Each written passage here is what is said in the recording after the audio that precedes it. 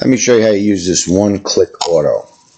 Under parsing, it says one-click auto. So one of the things you do want to do is make sure that the game day is set, which I'm going to set for today. And now under parsing, you can go under one-click auto and you click it. And now what it's going to do is it's going to go and grab the roster. It's going to grab all the stats for the teams and the players, charts, the team standing. It's going to do the predictions using the active string and using all players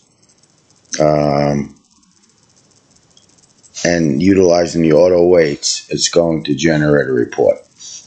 So I'm going to pause here and we'll wait for that to be done.